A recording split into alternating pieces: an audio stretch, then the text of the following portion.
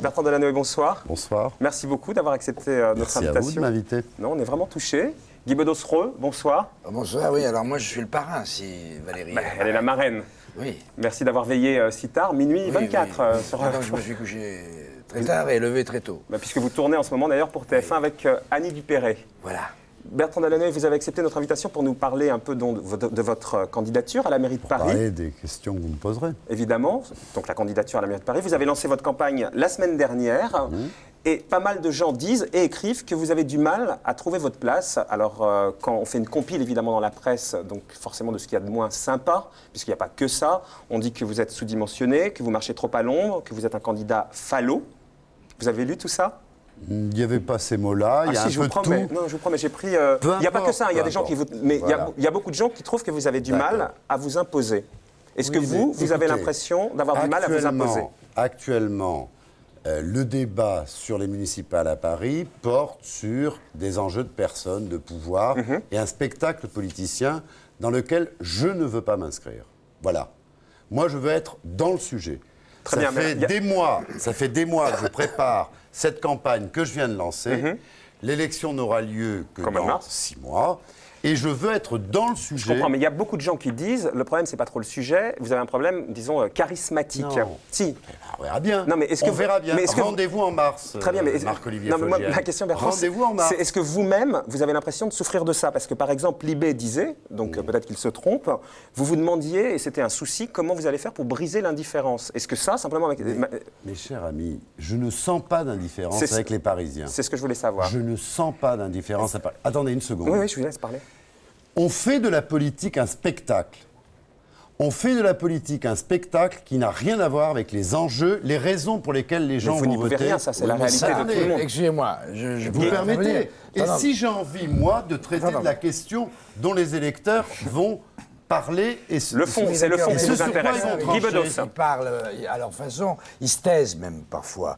Les 70% d'abstention, ça aurait pu s'appeler la révolution du silence. Il y a une sorte de... Quand on parle de nausée, d'écœurement, de boue, etc., je l'ai dit dans un spectacle il y a longtemps, à propos des politiques, ce n'est pas en crachant dans les miroirs qu'on guérit de l'eczéma. Ça les démange et ils se grattent sur la peau des autres. Il faut arrêter de renvoyer toujours à la presse, parfois aux humoristes, la responsabilité du spectacle. Le spectacle...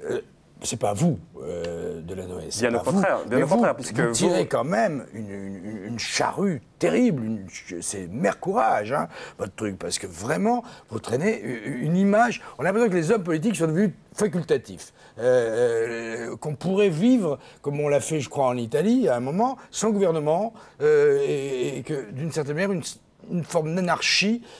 En fait, les personnages les plus charismatique, pour reprendre l'expression de Marco, en ce moment, c'est Zidane, c'est Johnny Hallyday, parfois c'est moi, tiens, quand je passe dans un spectacle et que je fais beaucoup plus de monde que vous.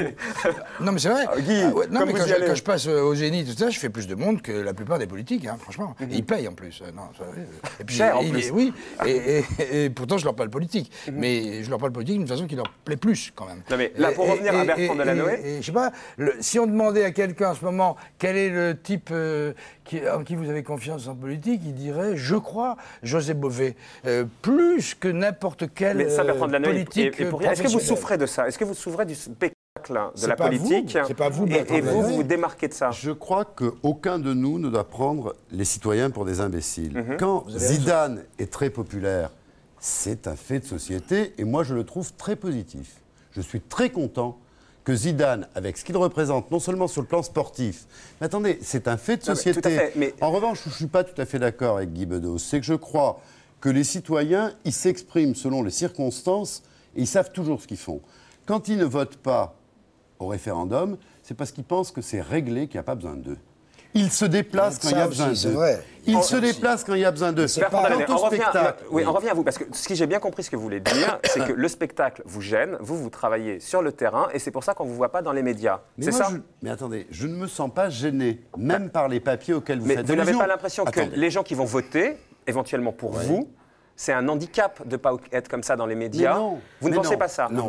Je vais vous dire. Permettez, il y a quand même quelque chose. Attends, il y a quelque chose qui quand même est étrange. Et à mon avis, c'est pas votre faute à vous. il ne faut pas parler de votre charisme, c'est pas vous. Vous avez, à mon avis, le label politique qui vous gêne beaucoup. Mais vous avez normalement un boulevard en ce moment, avec ce qui se passe à la mairie de Paris. Thibéry, Chirac, qu'on soupçonne ou qu'on accuse dans une cassette d'avoir piqué dans la caisse, etc. Helmut Kohl est parti pour moins que ça. Et on a l'impression que ça ne vous profite pas. Pourquoi ? Qu'est-ce que vous en savez, Guy ? Qu'est-ce que vous en savez ? On a le sentiment... Qu'est-ce que vous en savez ? Il y a des sondages, Bertrand Il y Delanoë. en a eu à la fin de... Mais vous, le parti... Juste avant l'été, moi je n'en fais pas. Vous en faites pas. Je n'ai pas d'argent pour ça. Je préfère mettre de l'argent, par exemple, pour consulter les Parisiens. Je vais lancer une consultation des Parisiens qui ne s'est jamais faite en démocratie. Et ça, je pense que le fait, à partir de propositions que l'on a travaillé, de demander aux citoyens ce qu'ils en pensent et de les influencer, et d'influencer ces propositions, je pense que ça peut être un facteur de crédibilité de la politique au bon sens du terme. En fait, vous ne voulez pas faire de spectacle, hein. Mais attendez, mais je fais du spectacle à ma manière. Ce que je ne veux quand vous allez pas, à la technoparade...